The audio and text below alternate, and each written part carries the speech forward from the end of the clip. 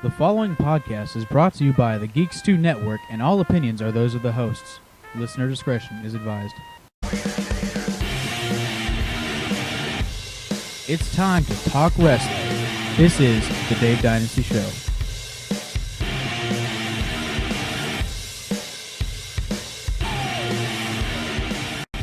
And welcome to the Dave Dynasty Show.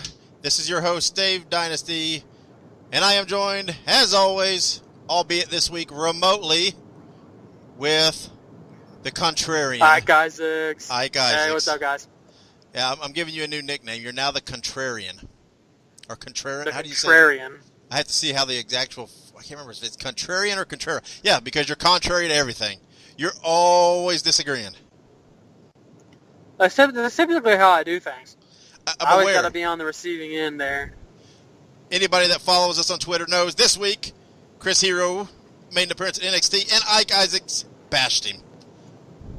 I certainly did. I think Yeah. my exact words were, let's see if this old dog has any tricks. And I said, spoiler alert, probably not.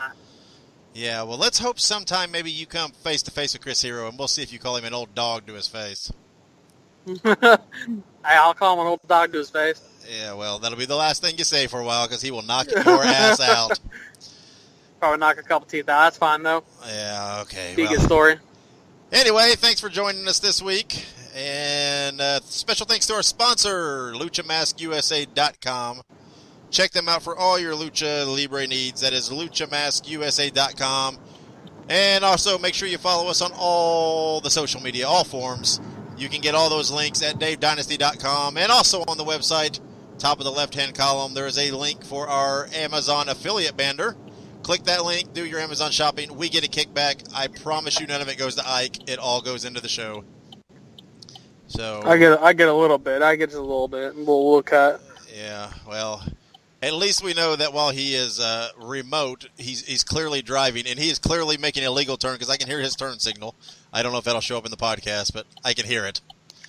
Hey, I follow the law. All right, look. It's like our metronome. It's like keeping our tempo for us.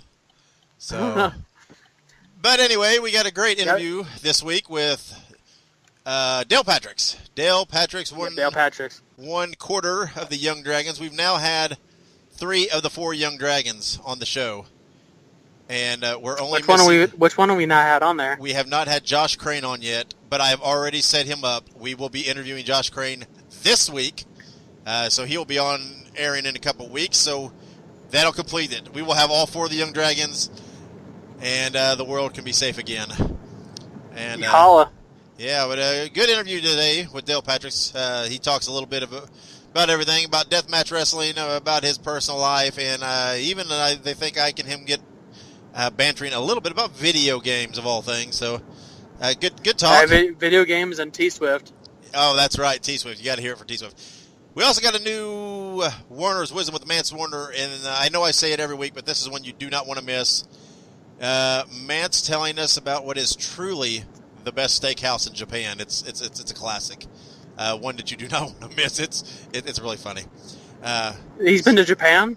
Well, back in '83 or '84, he says. How old is Mance Warner? He's not that old, is he? Mance Warner is a gimmick, man. Just remember, Mance Warner is a gimmick. I'll remember that. He says he's making his comeback in the South, where he's coming after Lawler. So that tells you everything. So I think Mance is a little lost in his own world, but that's okay. It is a very, very funny Warner's Wisdom. You don't want to miss it. We might want to get him checked out. He might have split personality disorder. Now, if we do that, then he won't be quite as entertaining on the show. So now we'll let him be because it's fun. Well, yeah. Uh-oh. Where you He at, has Ike? a psychotic break. Yeah, there you go. He might have already had that, though. Yeah, maybe, but so anyway, we're starting this episode. We're going to do things a little different. Instead of going through headlines and stuff that you see all over the internet anyway, why do we need to regurgitate them? We're going to kind of talk about a topic for just a few minutes before the interview. And today's topic we're going to talk about is comedy wrestling. I thought about talking about deathmatch wrestling, but we're going to save that for another week when we have another guest where it applies even more than Dale Patricks. Dale Patricks, obviously known for his deathmatch wrestling, but he can also just flat out go in the ring And if you've ever seen Dale, you know, yeah, he likes to mix in the comedy. Dale likes to have a good time. So, yeah, I thought we'll talk comedy wrestling. Of course, anybody, you know, out there, there's guys that are known, that are making their careers pretty much on comedy wrestling. Guys like Colt Cabana and Kikutaro and Joey Ryan, and these guys are really known for their comedy. You know, Joey Ryan, the man with the world's strongest penis.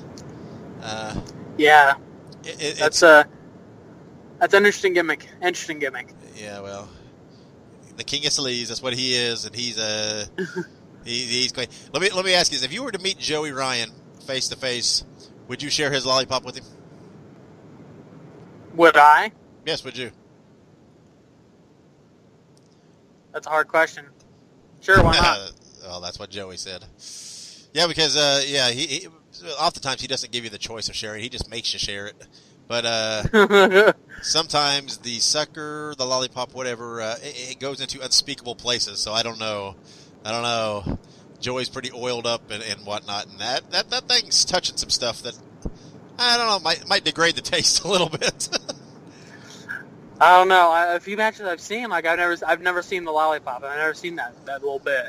Yeah. I always see the the world's strongest penis. I've always seen that. Yeah. But I've never seen the lollipop little bit. You apparently have not watched much Joey Ryan then, but yeah, the strong penis suplex deal, all that's kind of his viral thing now that is everywhere. You can't help but see it. But so yeah, but you know, these guys. You know, here's my take on comedy wrestling. Right, I'm in this weird position with wrestling because I truly, to varying degrees, I enjoy pretty much all types of wrestling. Now, my bread and butter, my wheelhouse, I like, there are primarily two things. I like really athletic wrestling, you know, the kind that makes you go wow. Which I guess you would call, you know, high spot monkeys. I like that stuff if it's done smart and done wise, not just one thing after another. But and then of course I like the lucha libre style and that high flying and the masks and all that. But I do enjoy comedy wrestling to an extent. Comedy to me has always been in wrestling. There's always been bits and parts and pieces of match and things that are funny. Maybe not to the degree that it is now, where there are sometimes entire matches and stuff that are you know, comedic. Not to the match where, you know, a few years ago we see Kenny Omega wrestling a girl in Japan, or Kenny Omega wrestling a blow-up doll in Japan, or guys in Japan wrestling invisible people. It is what it is. That's not particularly my thing, but it's okay. It's okay to a degree. But again, it's not, like I said, it's not what I go to when I want to watch. But I am a big proponent that there are many different types of fans who have many different tastes, and therefore there should be many different styles for them. And even if that's not what I care for or what I like, that's okay, because again, it's there for somebody. Somebody likes it or it wouldn't be done, and that's okay, because who am I to say what I like's better than what they like? Yeah. So what's your take on comedy wrestling, Isaac? What do you? Yeah, you know, like, I mean, I've seen it, like, quite a bit, you know, with Colt Cabana, and, you know, I've seen some of the silly things they do in Japan, and, you know. Honestly, Colt's he's one of the guys that really kind of started doing this comedy, a lot of comedy, but his is even mild by some of these guys' standards. He's just goofy, you know, with what he does. Yeah. But he, you know, I mean, like, let's hear here. How about this for an instance? You and I attended an AAW event up by Chicago.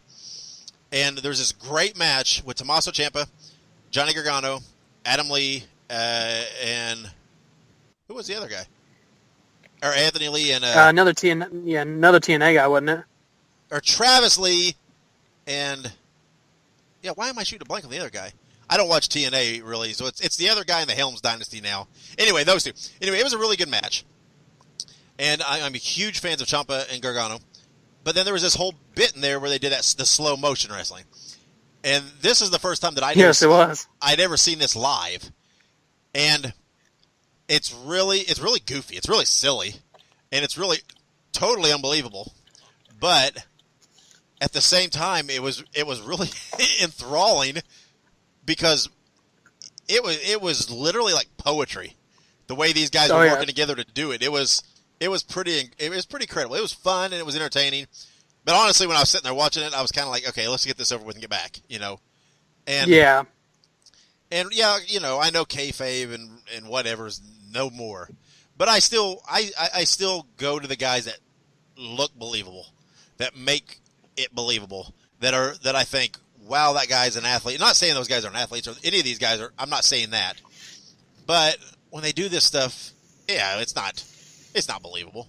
Like I said, No, it's just supposed to be silly, Yeah, and I like I said, I like some comedy mixed in. They're the age-old, in a tag team match, a guy, headbutts his partner in the groin in the corner. They've been doing that for years, and it never gets old. It's always funny. But, Oh, yeah. The over-the-top stuff, I'm not, it's okay, but it's not, like I said, not what I go to. But I'm not judging. It's, I do like goofy guys. I mean, I like Colt Cabana. I like Grado.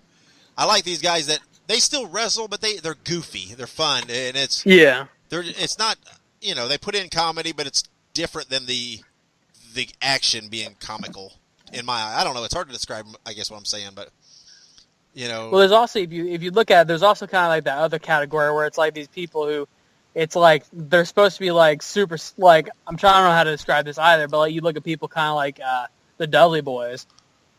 Right. And, they have an aspect of comedy to them, Yeah. too, because they do the kind of thing where they jump off and headbutt the guy in the groin. And when they first started, they were literally pretty much comedy. Because not what they did, but their gimmick. Because when they started in ECW, the Dudley, there was a whole clan of them. And they were all half-brothers because Papa Dudley, or whatever they called him, was traveling the land and sleeping with all these women, and there were just half-brothers all over the world. I mean, there was I don't even know how many, 10 of them maybe. So the whole thing was supposed to be comical. And Bubba Ray spoke with a stutter and had the glasses taped, and it was the whole gimmick was comical, but they could go in the ring, and that's what I'm saying. It's okay to have something. I like funny, I enjoy funny, but when the match is going, I want it to be action. I want it, but again. And then but you also have to look at it as the wrestler perspective. I've been in the ring. It's a long time ago, but these guys like the Ciampa and Gargano, that match, those guys were on their way to NXT full time. That was one of their last indie appearances, and literally, they were just having fun. They were having a good time. The crowd was into it. So why not? It's entertainment. It's supposed to be enjoyable. On the same hand, everybody just needs to not take it all so seriously. Just learn to relax and have fun. And well, wasn't that match with Gargano and Ciampa? Wasn't that Gargano's last match? But Ciampa had one more. Yeah, it was his. But yeah, Ciampa had one more. But but anyway, yeah, that's kind of my take on comedy wrestling. It's okay. I don't mind it. I like to have a good time. I don't think I could watch. I've heard rumors that there's going to be a tournament or something where it's all comedy stuff, and I don't know. I don't know if I could watch a whole show. I mean, I guess if it's. I don't know if it's unique and creative, maybe, but I don't, I maybe a little sprinkling here and there, but it's not my thing that I want to watch all of. So exactly. But, like you said, if they were going to do something like that, it'd have to be really colorful. It would have to really have something to grab your interest other than it just being, comedy. Yeah. And to me, the best comedy in wrestling is funny because it's the opposite of everything else on the show. Everybody else is so serious and whatever else. That makes the comedy funnier because it's so different. So, but I don't know. I don't know what the plan is for that. It's just, I don't even know if that's truly happening. I don't know. But anyway, so yeah, that's why there we go. We're going to discuss comedy. We've discussed it. We're going to take a break now. And when we come back, we are going to talk to a funny guy, kind of a badass deathmatch wrestler. Funny that he is both sides of that. We're going to talk to Dale Patrick, so stick around. Visit LuchaMaskUSA.com for official high-quality Lucha masks and merchandise, straight from the luchadors themselves. They have a huge and always growing inventory, so check back often. That's LuchaMaskUSA.com. And welcome to the Dave Dynasty Show. My name is Ike Isaacs, and today I am joined with Dale Patricks. All right, so this is another awesome young talent. And first of all, thank you so much, Dale, for being on the show. Hey, thank you, guys. So, first of all, with all interviews, we always like to start in, we always like to ask you about when wrestling hooked you. So, like, when in your life did wrestling really, hey, hey, this is what I want to do, or hey, this is like really cool? Well, of course, they always have their childhood experiences where, they saw something on, whatever video they were watching. Or they saw like Hulk Hogan or Ultimate Warrior or Macho Man, and they wanted to be a wrestler. Mine didn't come until, I think, like 2009, to where I saw some CZW stuff, and really I saw, because right then at that point, you could torrent stuff. I know torrenting is a bad thing, but I used to torrent Ring of Honor and old WWE stuff from 2005. Yeah. And that's what kind of got me into it. Of course, when I was a kid, I liked The Undertaker, but that I really didn't really get into everything until 2009. I got you. So then, was that kind of the moment you thought that, well, I want to be a wrestler, or what was the moment that you said, hey, this is kind of this is my gig?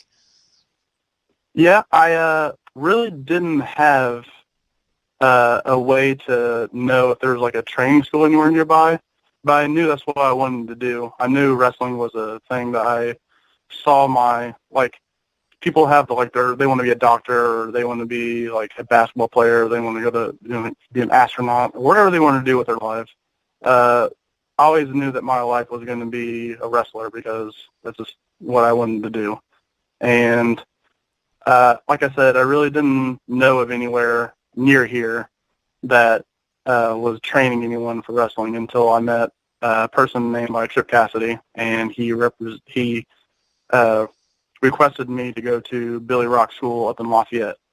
Okay. And that was 2010 is when I started going up there, and I did it was a tryout to get in to see if you're cut out for it and see if you really want to do this. And 2011 in January is when I actually started. Absolutely. And we're very good that you were cut out for it. We're very glad for that. So you mentioned Trip Cassidy, and we've actually talked. Yep. I think we've talked to Trip before on here, and Trip Cassidy, him, Ace Perry, and Josh Crane, I believe.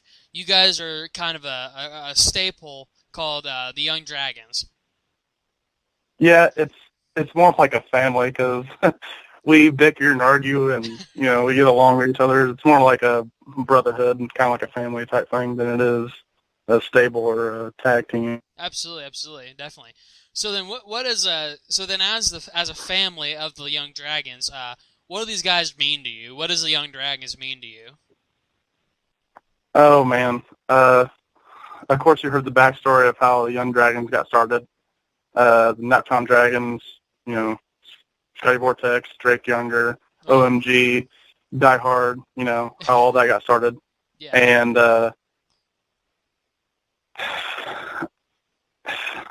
Trip, Josh, and Ace, I can say, have been detrimental to my wrestling career, and not only my wrestling career, but my real life. I hang out with them all the time. I try to spend as much time as I can with them because you never know when, it's going to be your last day here. So, absolutely. And I consider those people really, really close to me.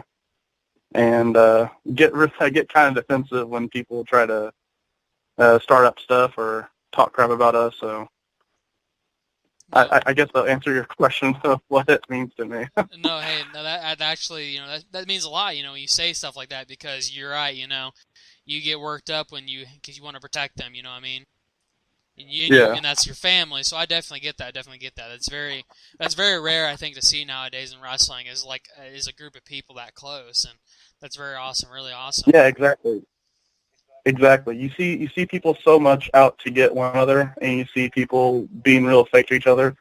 But the fact that where four people can get on the same mindset and treat each other almost like brotherhood, we're all brothers pretty much.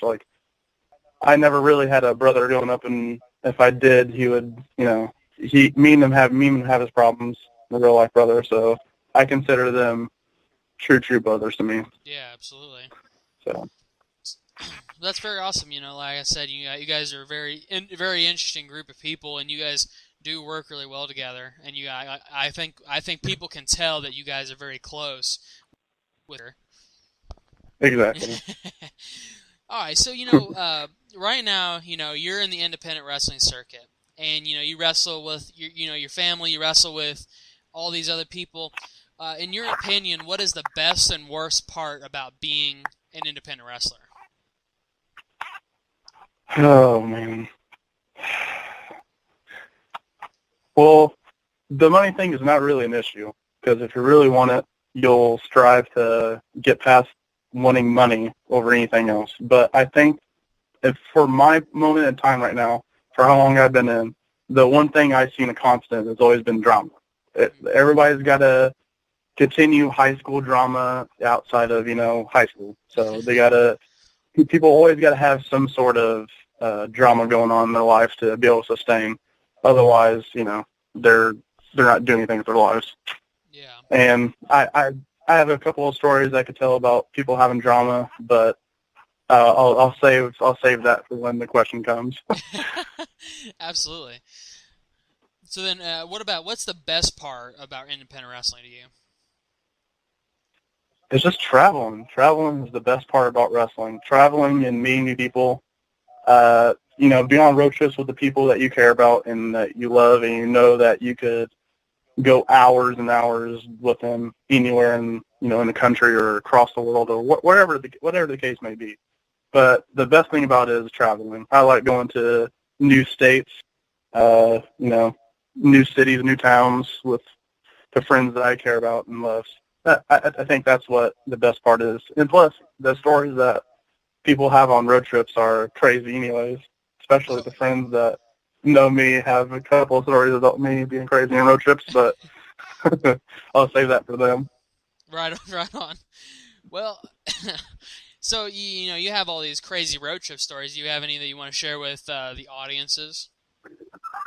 Man. I feel like I have to ask now. I feel like I have to. Let's see. There was a road trip to St. Louis that me, Josh, and Tripp and Ace were on. And it was for promotion out there. I think it's Proving Ground Pro. It was the first time we've been there. First time we've been to St. Louis.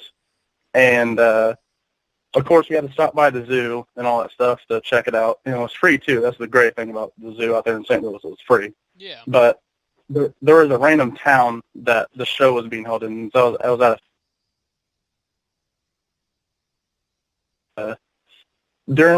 we're walking around the streets there, and down one of the side streets, I decided it was a great idea to pull down my underwear and my britches and show the world my I guess my jewels.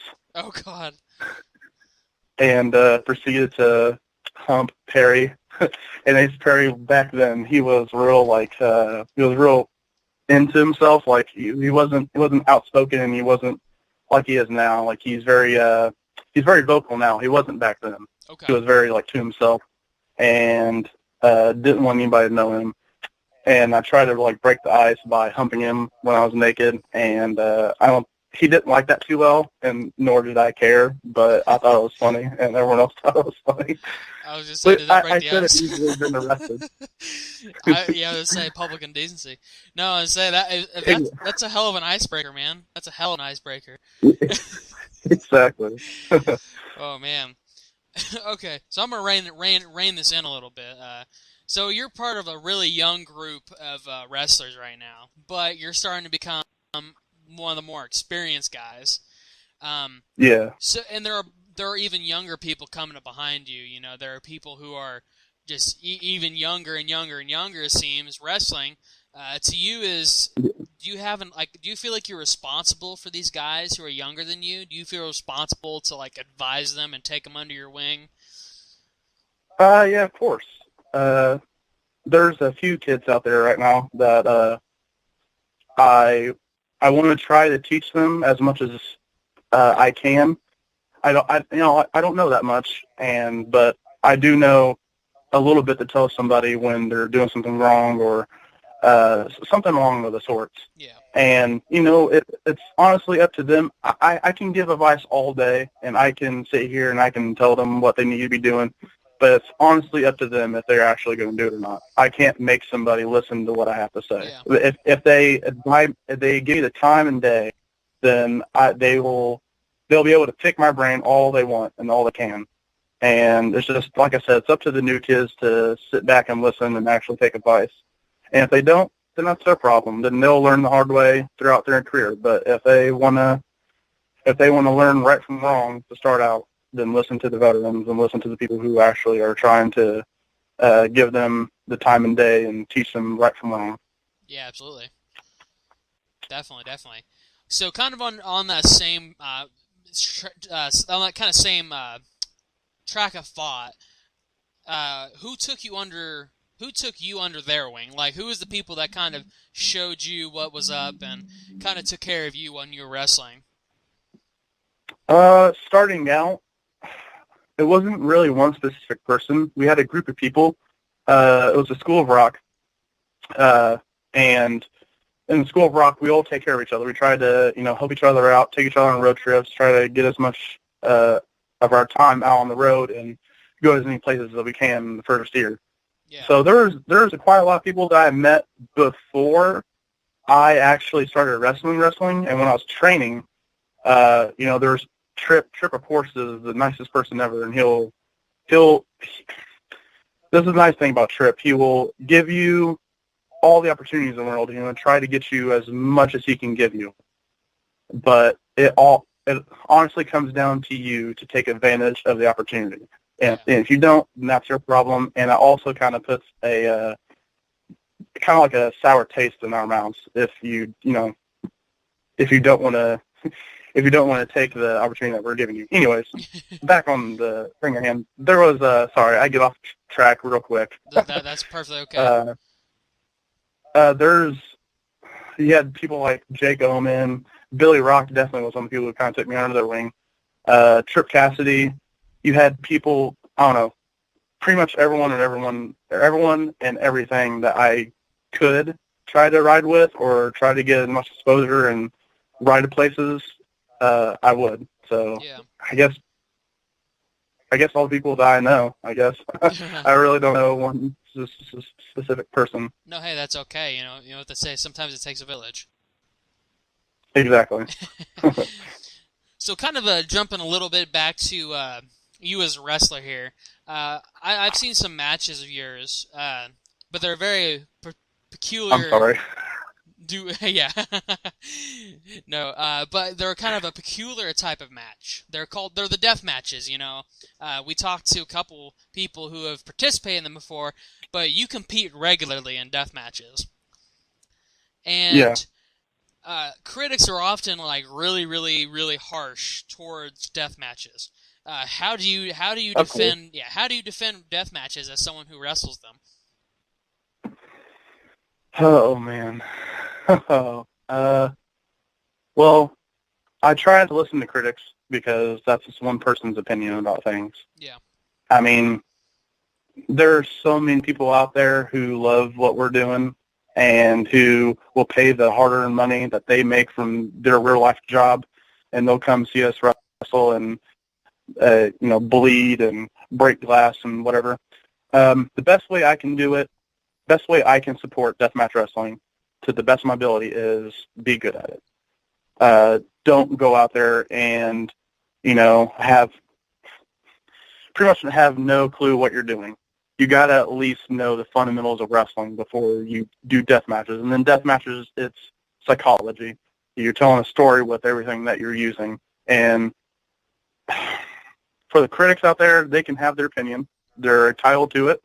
They're, I'm not going to sit back and say they can't say what they want to say. Yeah. But I try not to look. I try not to read anything about any sort of results because, honestly, if people think it was good, they'll say it. And if people think that if it's not, they'll say it. But I try not to listen to that, and I try to do what I'm supposed to do. I'm trying to do what my mind's set on. So I kind of don't pay attention to the critics out there. Yeah, absolutely. Yeah, people are often kind of harsh towards it. Like you said, a lot of times you see people who don't know what they're doing and, in fact, will go in there and just swing light bulbs at each other or, do silly stuff like that. I mean, like the backyard, exactly. Like those backyard wrestling people. Actually, you look on YouTube and there are those people who do it unsafely Well, I don't know if there's a safe way to do it, but you know what I mean. You know what I'm saying. People who are doing it without experience. Exactly. I mean, I'm not gonna condone backyard wrestling, but there's of course the people who are on WWE now that I can say there's a handful of people that started out in backyard wrestling, but of course we all had that growing up when we were kids. We always did stuff in the backyard and whatnot, but yeah, there's a point in time where getting trained's a good thing to do. Yeah, definitely. And it's funny, but you mentioned there are people in WWE, like, I remember watching Jon Moxley in CZW, who was Dean Ambrose, and he did some crazy shit. Yeah. But definitely... there's people like Drake and Scotty Vortex who did backyard wrestling. Seth Rollins did backyard wrestling back in the day. Everybody did it. I mean, no one's I guess, innocent on that fact, but at some point we all got trained and we all knew what to do. We all know the best way of doing things. Yeah, exactly. And that's when you're the professional. That's when you start becoming a professional wrestler. Exactly. But so kind of on the same train track here, death matches are oftentimes can get pretty crazy. But what's the wildest death match you've ever competed in? The wildest death match.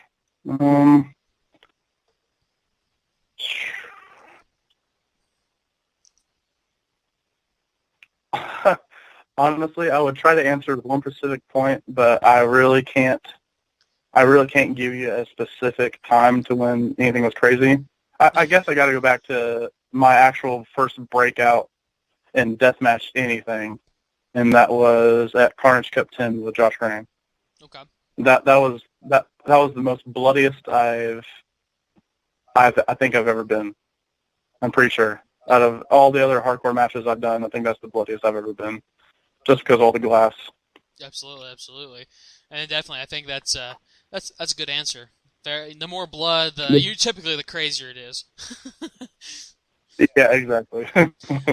So, on the same mindset here, what is the worst injury you've sustained, like during either during a death match or just in general? Man, I have gotten the good graces of actually really getting injured in anything. I've never been seriously injured. Which we're thankful for. Outside of wrestling, I've been through this kind of like this stomach disease called diverticulitis. Mm-hmm. And one specific point, I remember I didn't have surgery, but I went to the hospital and they got everything cleaned out and fixed. And then the next day, it was me versus Josh in like a WF hardcore 1999 style hardcore match at IWA. And that was the day after I got out of the hospital. So, like I said, I don't have a specific injury. I've never been really injured in anything. I mean, of course, you get the gashes and the cuts that comes with. That's just your own stupid fault, for doing it in the first place. Yeah. So I've never been seriously injured. So. Well, definitely. I guess. I mean, obviously, we're all very thankful for that. But I definitely understand. Yeah, exactly. The less life-threatening injuries, the longer Dale Patrick gets to wrestle, and that's always a good thing. Exactly. So, kind of on the same, not necessarily the same mindset here, but a lot of people, they know you for your wrestling. They know all about that, and then certainly people know about your death matches. But what's maybe something that people don't know about Dale Patrick's? Like, what's one thing most people don't know about you that you would want to share? That is, you don't have to tell us, about your deepest, darkest secrets. But well, I have a son, and I think spending time with spending time with my son is the thing I like to do outside of wrestling. I like to be with my son at all points in time I can, and that's why, luckily, I haven't been seriously injured to where, I can't be there for my son. Absolutely. Other than that, I love playing video games, but yeah, that's pretty much it. Just taking care of my kid and playing video games whenever I can, and you know, Absolutely. got a fiance, and so I'm trying to get real life situated and stuff. So yeah, that's pretty much it. I gotcha. Well, what's your favorite video game? Oh man, right now I'm playing a crap ton of Grand Theft Auto 5, but I think my favorite is shoot, what's the one? Oh yeah, Battlefield 1. I think that's Absolutely. the one I'm kind of hoping. Absolutely, that is a good game. I've played that. It's actually a lot of fun. Definitely like the Yeah. World War. I like the World War One. I know this is a wrestling podcast, but I do like the World War One feel of Battlefield. Oh yeah, we're taking a little sidetrack off of talking about wrestling. Definitely getting in games. Yeah, I love like back in school. I loved listening to the teacher in history class talking about like back in the day how things was and the World War Ones and all the world wars and just hearing about all that stuff in the video game about the wars because you're pretty much going back in history, even though it may not be exactly how history was back then, but it's like going back in history and time and you're getting to be like a soldier. Like Battlefield 1, you're getting to be a soldier and you're getting to fight and all that stuff. So you get to learn a little bit of history and what was going on back then. But absolutely, of course, video games can eschew you from the actual truth sometimes. Yeah, sometimes. But I think that's one of the good things. I know again this is off the topic, but Battlefield 1 is very, very historically correct from what I understand from what people say. Exactly. So I'm like, hey, It's a game. I'm shooting people. It's fun. So hey, it's teaching me something too. Exactly. All right. So as we kind of wrap up the podcast, we're working towards 2017 right now. We're at the end of December. Christmas is like in like a couple days. So yeah, like a few days. Yeah, 3 days from now, I think. So it's like we're almost to 2017. So what is Dale Patrick's goals for 2017?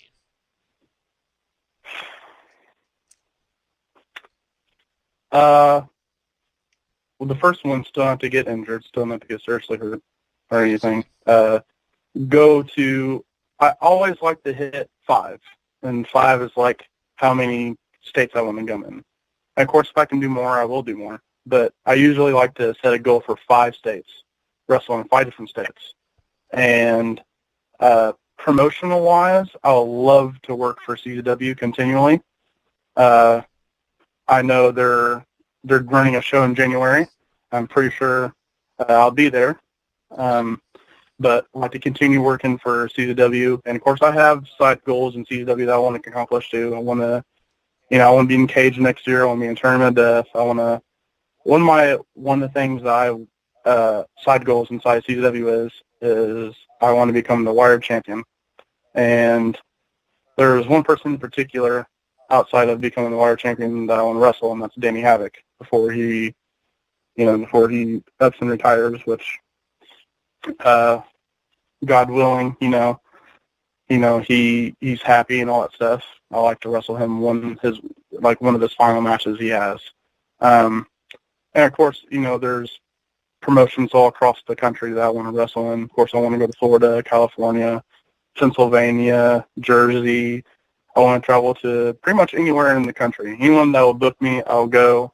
Doesn't matter if they give me a flight or if I have to drive. Doesn't matter. I'll do it. Yeah, absolutely. I'm down for anything. Yeah, definitely. As I understand, you just want to get out there and so you want to see different places, see different promotions. I get it. I like it. So you mentioned one. You mentioned one guy you want to face. Oh, go ahead. I'm sorry. No, you're right. Go ahead. Another one of the things I wanted to do is I think I'm kind of going off the subject here, but I'm kind of staying on subject in a way. But there's a lot of people out there who speculate that I can't do regular matches. Yeah. And whether they're right or wrong, which I can tell you that they're completely dead wrong. Yeah, absolutely. Of course, I can do regular matches. That's I may not be like a Ricochet. I may not be as talented as them. I may not know as much as they do. But I know how to do the basic, whatever you need to do for a regular match. And I guess I like to shut up the haters out there that like to continually say and spout off their opinions on me. I like to shut them up and not really proving to them, because I don't need to prove anything to anyone, but myself that I can actually go in regular wrestling. You know, I want to prove to myself that I can, because it's been a minute since I've had like a regular match. So yeah, and I just want to. I guess one of the goals is that I want to have a match that I can be like, yep, I shut up the haters. The haters can't say anything now. Screw them. Don't need to listen to them. Well, you know what they're going to say. Haters are going to hate, though. Exactly. They're always going to be there to bring you down, you know? I mean, it's like at this time, you usually have to sing Taylor Swift. It's like, haters are going to hate. Oh, man. Once I get started on T-Swift, she's my bae. Is she? Is T-Swift your bae? Is that what you just said? Can we make a Dale Patrick's T-shirt that says T-Swift is my bae? Oh man, that would be awesome.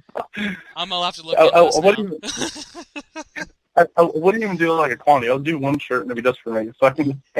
Yeah, just wear it to the ring sometime. Like you're just in like some really hardcore death match where you're gonna be bleeding a bunch. Just wear like a pink shirt that says T Swift is my bae with a unicorn on it.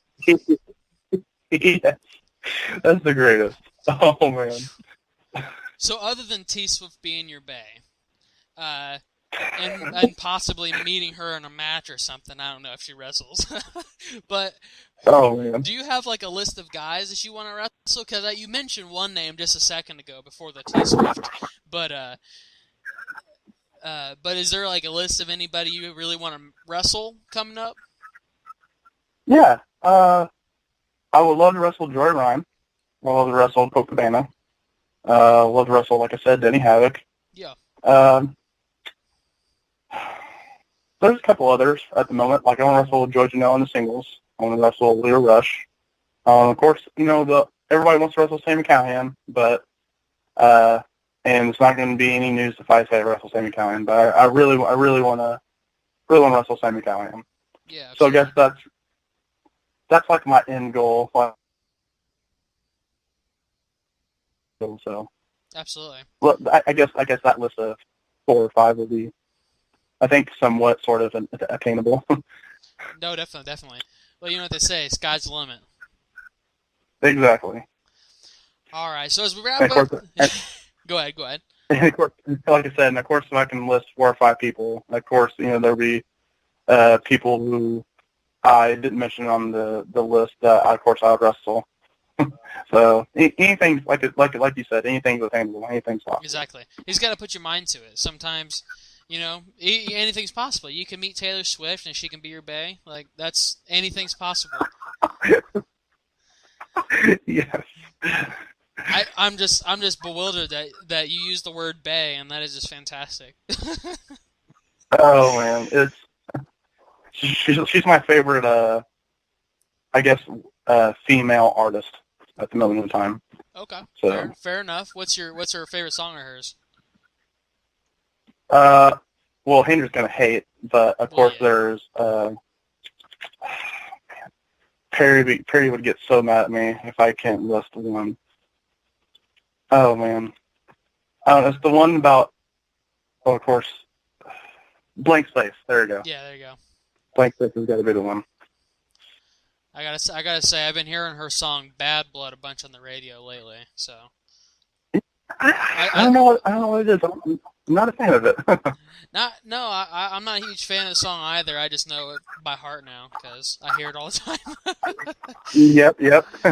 The radio sure does make it to where you don't want to listen to the song anymore. Exactly. They like to bury it. They really do. It's like every 21 Pilots song. You know, I can't listen to them anymore. Yeah, I also have I turn off the radio so I don't have to ruin all the songs that I want to listen to. Exactly. That's why I'm glad my car has an aux cable, so I can listen to my own music. Exactly. Anyways, other than music, man, we talked about video games like in a wrestling podcast. That's fantastic. hey man, that's what you get when you're having a podcast with me.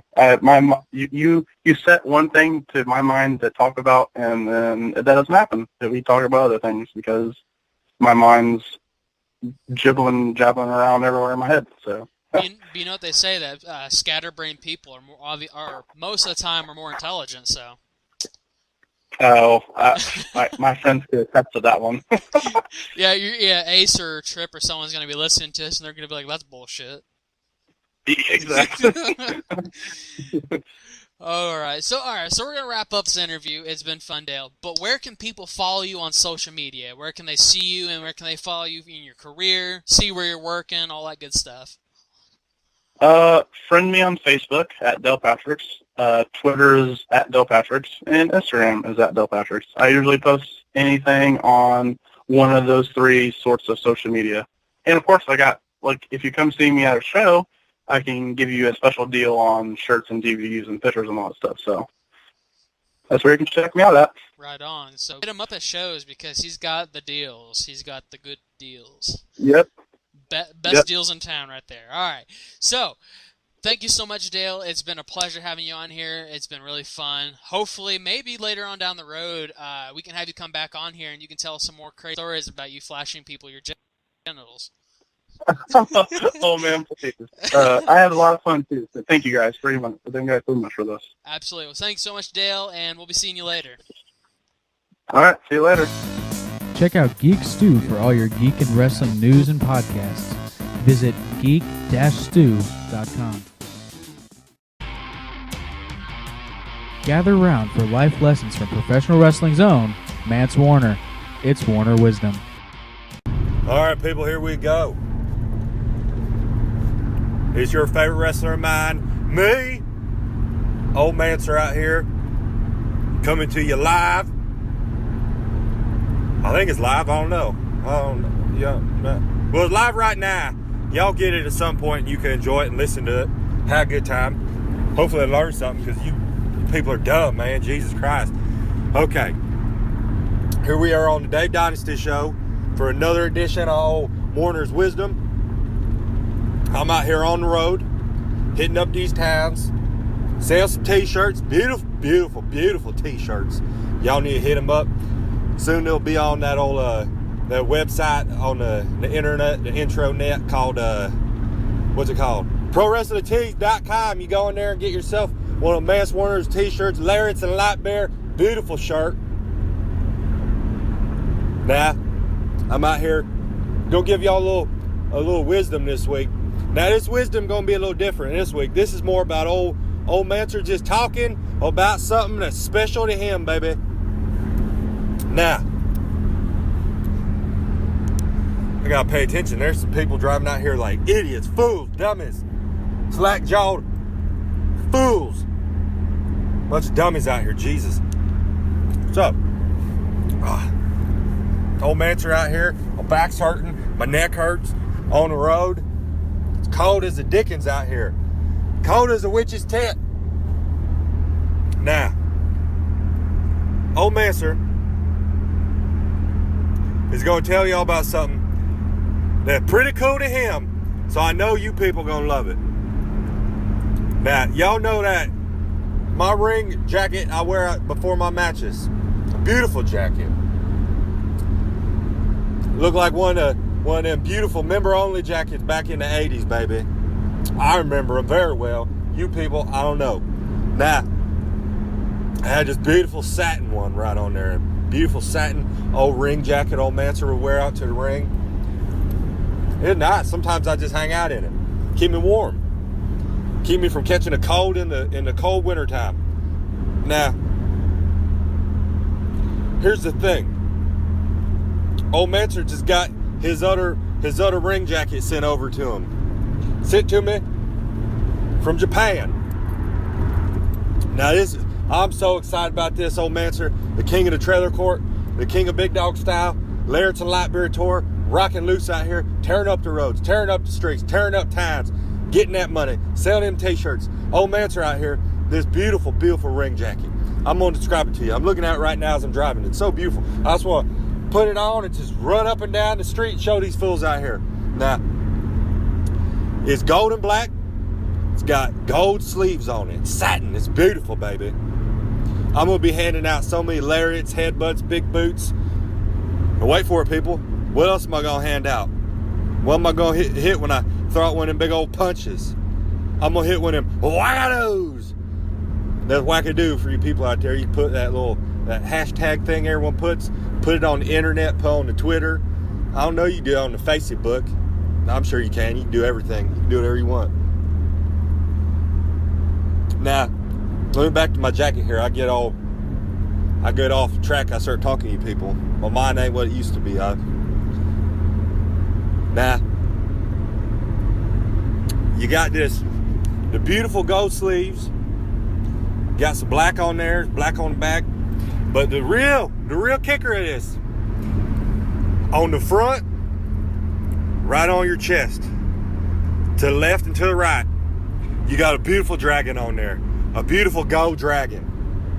On the back, what do you think's on the back? A huge dragon on the back of it. Old Mance walking to the ring with 3 beautiful, gold, majestic, Japanese dragons on me, baby. Now let me go in a little detail where I got this beautiful jacket, this beautiful ring jacket that's personally made for me, sent over from the Orient, sent right here for old Mancer.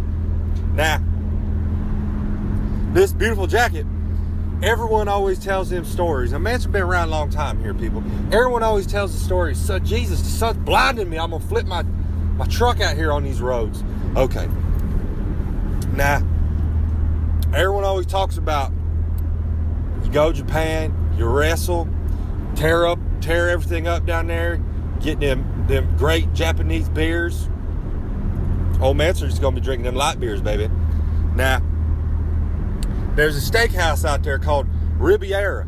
You go to Riviera, and you go down there, and you get your jacket, get your ring jacket, give your Riviera jacket at the steakhouse, drink all your drinks.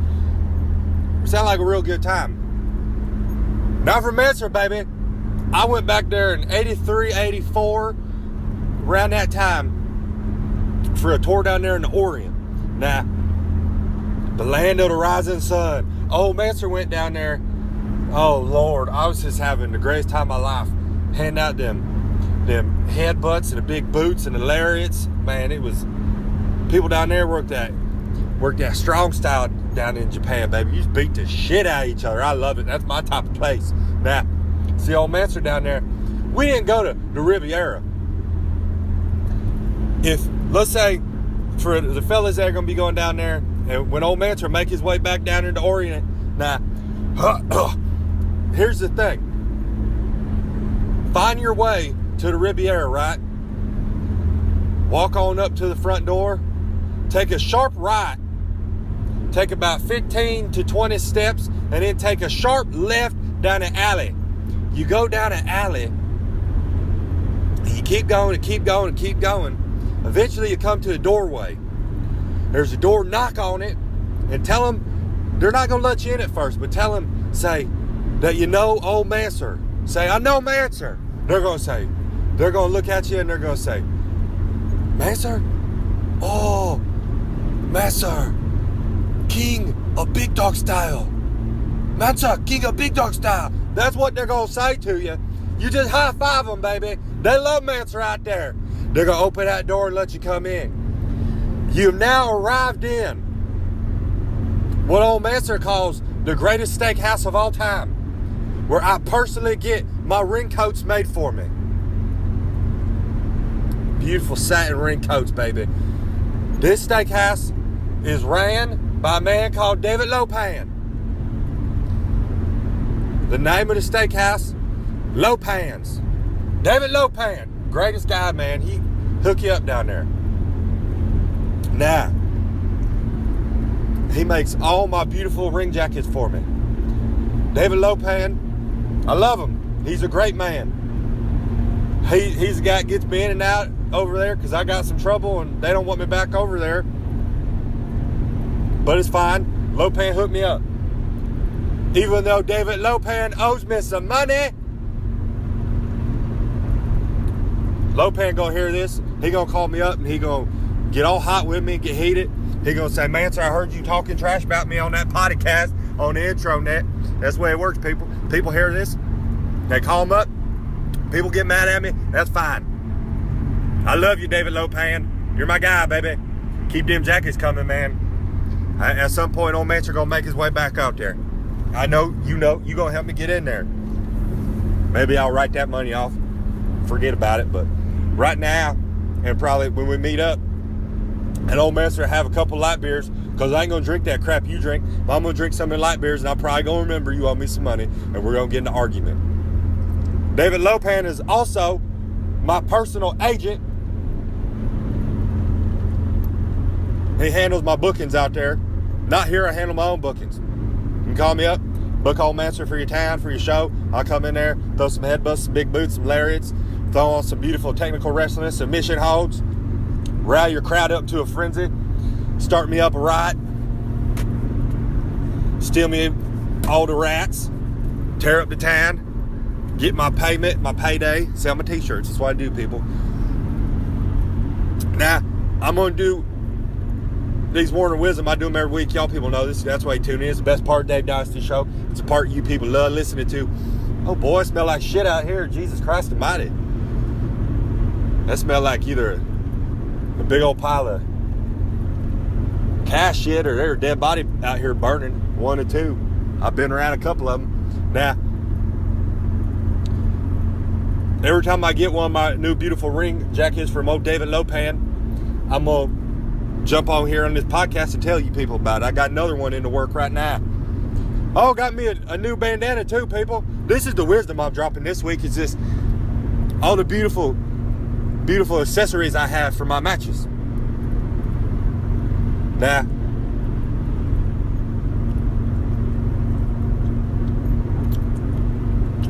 sorry there, I trailed off looking out the road. It's beautiful out here, just snow. Now, old Mancer, that's all the wisdom I'm going to drop on you dummies this week. Same place, same time. Well, I don't really know what time these go on whenever you dummies listen to them. It's probably the best time of your day. I'm just being truthful, people. Now, hold on here. I want everybody out there on the podcast before I get off here, before I get back to driving this on these roads, making this money. I want everyone right now to listen to Mancer. I want y'all to close your eyes.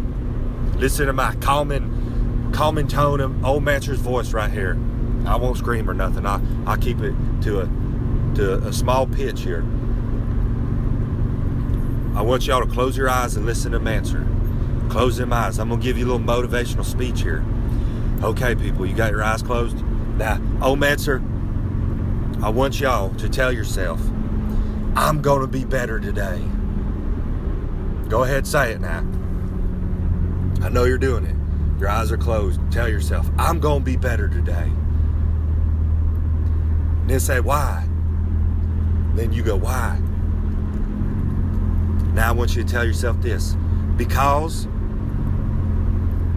I could do it. I'm going to put my foot in front of my other foot, and I'm going to make it out here, people. Say it. Okay, you said that and got yourself all worked up for your day. Okay, keep your eyes closed. Don't open them yet. Now I want you to say this. I'm going to have a good day today. I'm going to be a good person today. But I'm not going to be as good or great as Mance Warner or his day, because he's better than me. And I'll never achieve being as good or great as the Mancer. Oh man, see people, Mancer's the best, people. Old Mancer's the man, and you people know it. Why? Because you just said it. It's the truth. My God Almighty. Okay, people. Old Mancer gonna be back with you. I'm supposed to turn right here? Hell, I don't know. Old Mancer gonna be back with you on Warner's Wisdom, the best thing going on the podcast industry today. I heard them all. Ain't nobody topping Old Mancer. Now, next week, I'm doing this every week, people. I don't know what episode this is because sometimes I just lose track. I'll see y'all people next week on the best part of the Dave Dynasty show on the podcast, Warner's Wisdom. Now go check this out. Do that. They said you could tweet and retweet. I don't know, something to do with birds or something. I don't know. You could get it on the Twitter. You can get it on the Instagram. It's on the Facebook. It's on, what's that other one? The SoundCloud. It's on the iTunes. Hey, man, it's on iTunes. I heard iTunes is a big deal. I don't know. See y'all people next week. Mancer out, baby. Mancer, king of big dog style. Larrett's and light beer. King of the trailer court.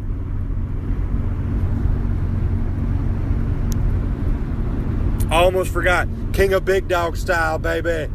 Oh, Mancer.